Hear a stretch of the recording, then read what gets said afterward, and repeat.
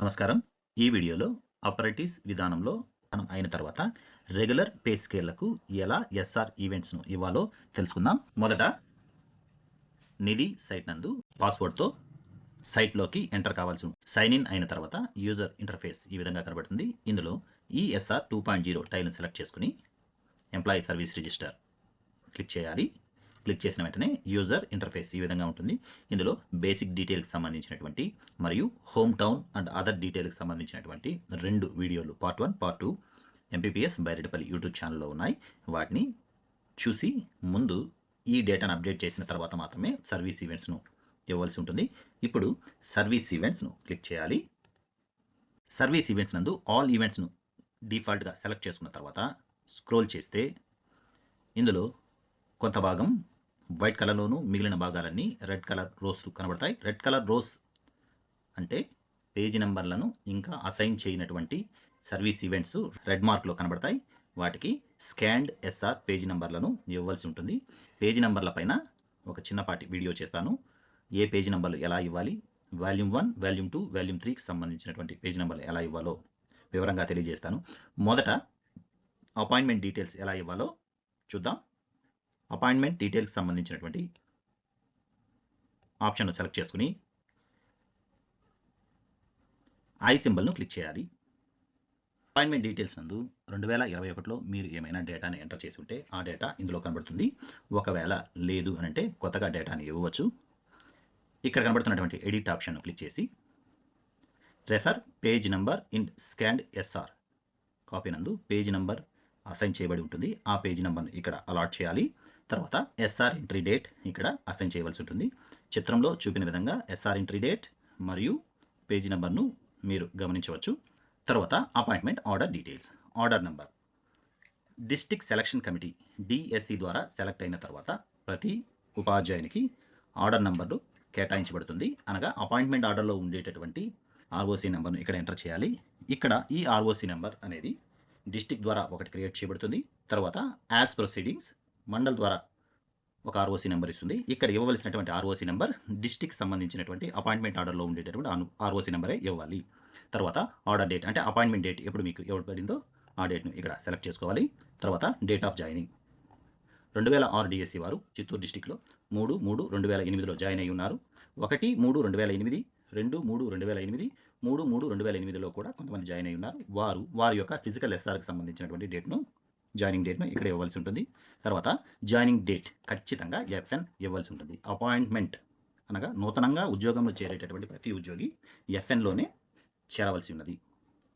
తర్వాత type of appointment direct recruitment, selection by district selection committee, department ESC 02 school education department, service rules AP school educational subordinate rules, ఖచ్చితంగా subordinate rules అనేది ఇవ్వాల్సి ఉంటుంది. తర్వాత ఎస్జిటిలకు సంబంధించి క్లాస్ 3 సెలెక్ట్ చేసుకోవాలి. Category 2 post secondary grade teacher, DOPP post secondary grade teacher Telugu అని select చేసుకోవాల్సి ఉంటుంది. Post category non gazetted officers, PRC very important thing. ఇక్కడ పిఆర్సికి సంబంధించినటువంటి డేటా మీ ఫిజికల్ ఎస్ఆర్లో ఉండేటటువంటి డేటాను అనుగుణంగానే మీరు అప్డేట్ చేయవలసి ఉంటుంది. PRC type state, PRC year 2006 DSC వారికి 2008లో అపాయింట్మెంట్ ఆర్డర్స్ ఇచ్చి ఉన్నారు. అప్పటికి 2005 పిఆర్సి అమల్లో ఉంది కనుక 2005 పిఆర్సిని సెలెక్ట్ చేసుకుంటాం. పే స్కేల్ ఎస్జిటికి పే స్కేల్ 54/70, 12/38/5 ఈ పే స్కేల్ని సెలెక్ట్ చేసుకోవాలి. ఎస్జిటి బేసిక్ పే, ఈ పే స్కేల్లో మొదటి బేసిక్ పే అయినటువంటి 54/70ని సెలెక్ట్ చేసుకోవాల్సి ఉంటుంది. అప్రెంటిస్షిప్ ఎస్ ఆర్ నో అనే ఆప్షన్స్ ఉంటాయి. ఖచ్చితంగా ఎస్ని సెలెక్ట్ చేసుకుని రిమార్క్స్ ఇవ్వాల్సి ఉంటుంది.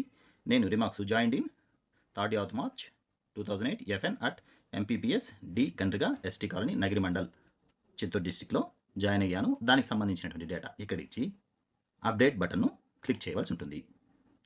Successfully updated.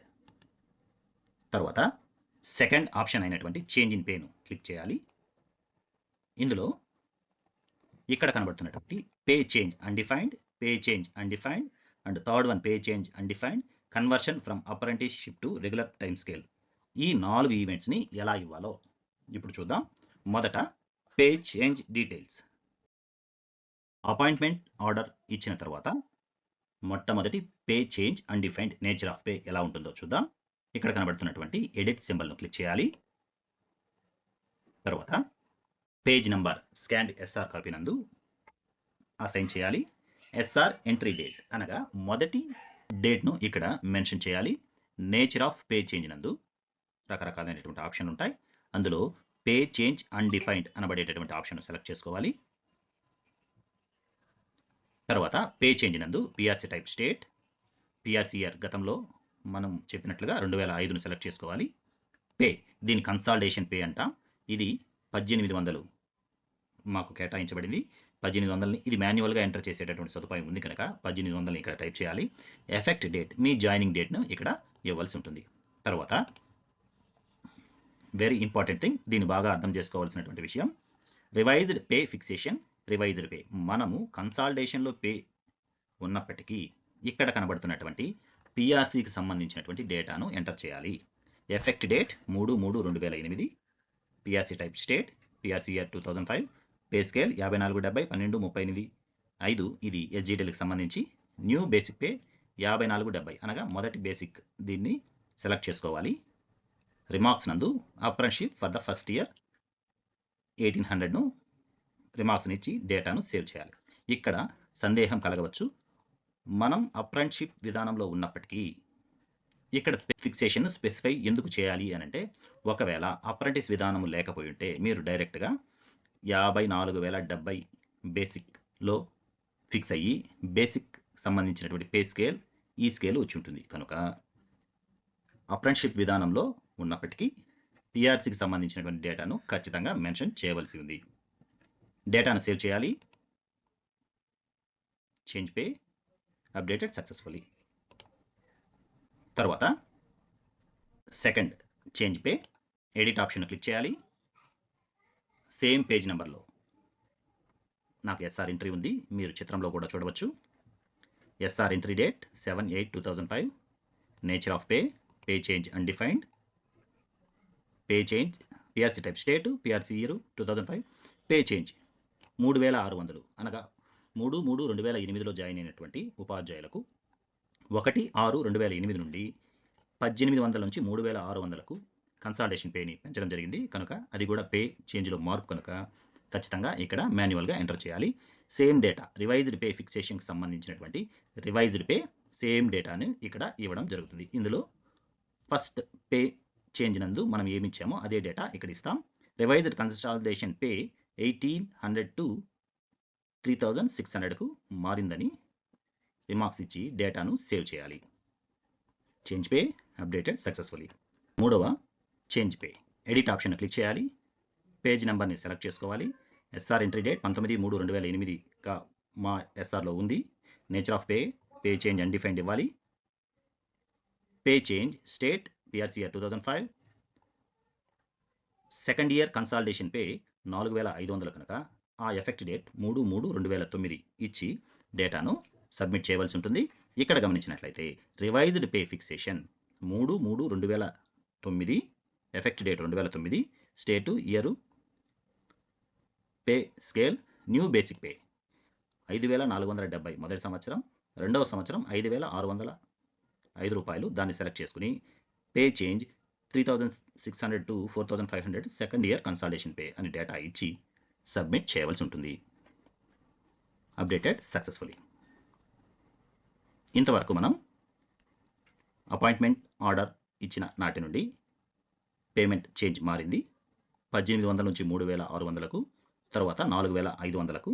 ఇప్పుడు very important thing, conversion from apprenticeship to regular time scales. 2 సంవత్సరాల తర్వాత రెగ్యులర్ టైమ్ స్కేల్స్కి వస్తాం. ఆ డేటా ఎలా ఇవ్వాలో చూద్దాం. ఈ ఈవెంట్ పేరు కూడా చేంజ్ పే ఉంటుంది. ఎడిట్ క్లిక్ చేస్తాం. ఎస్ఆర్ పేజ్ను సెలెక్ట్ చేసుకుంటాం. 8వ పేజీలో ఉంది. SR entry date 19/7/2010. ఇక్కడ సెలెక్ట్ చేసుకునేటప్పుడు పే చేంజ్ అన్‌డిఫైన్డ్ కాకుండా conversion from apprenticeship to regular time scale option select చేసుకుని department ESC 02, service rolls subordinate service rolls, class 3, category 2, post second grade teacher, DOPP post second grade teacher Telugu, time scales మీరు regular time స్కేల్స్కి వచ్చే నాటికి ఏ PRC effect ఉందో, అనగా 2005 effect ఉంది. Pay scale, current basic pay ఇక్కడ wrong ఉంది. 5,750 రూపాయలు ఇచ్చి ఎఫెక్ట్ డేట్ 3/3/2010 ఎఫెక్ట్ డేట్ ఇచ్చి డేటాను సేవ్ చేయవలసి ఉంటుంది. అదే డేటాను కింద కూడా మెన్షన్ చేయవలసి ఉంటుంది. Effect date, PRC type, year, pay scale, new basic pay 5,750 ఇచ్చి converted to regular pay scales అని డేటాను ఇచ్చి సబ్మిట్ చేయవలసి ఉంటుంది. Change pay updated successfully. ఇప్పటి వరకు మనం అపాయింట్మెంట్ డీటెయిల్స్ నందు అపాయింట్మెంట్ డీటెయిల్స్ ఇచ్చి ఉన్నాం. చేంజ్ పే ఫస్ట్ ఇయర్కి సంబంధించినటువంటి డేటా, చేంజ్ పే ఫస్ట్ ఇయర్లోనే 6వ నెల నుంచి మారినటువంటి డేటా, తర్వాత సెకండ్ ఇయర్కి సంబంధించినటువంటి డేటా, 7th ఈవెంట్లో conversion from apprenticeship to regular time scales సంబంధించినటువంటి డేటా ఇచ్చి డేటాను సబ్మిట్ చేసి ఉన్నాం.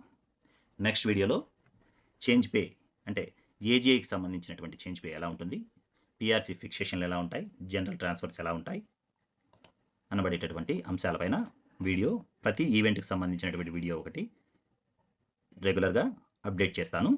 కనుక ఎంప్లాయీస్ అందరూ ఈ యూట్యూబ్ ఛానల్ని ఫాలో అవుతూ డేటాని సబ్మిట్ చేసేదానికి ప్రయత్నం చేయగలని కోరుకుంటున్నాను. స్క్రీన్పై కనబడుతున్నటువంటి మొబైల్ నంబర్ను మీరు మెయింటైన్ చేస్తున్నటువంటి, లేదు మీరు ప్రాతినిధ్యం వహించగలిగే, లేదు సజెస్ట్ చేయగలిగేటటువంటి వాట్సాప్ గ్రూపుల్లో కానీ టెలిగ్రామ్ గ్రూపుల్లో కానీ యాడ్ చేయగలరు. వెంటనే నోటిఫికేషన్ లేకుండా ఎంపీపీఎస్ బైరెడ్డిపల్లి యూట్యూబ్ ఛానల్ నుంచి ఈఎస్ఆర్కి సంబంధించి అప్డేటెడ్ వీడియోస్ పోస్ట్ చేయబడతాయి. Thank you very much.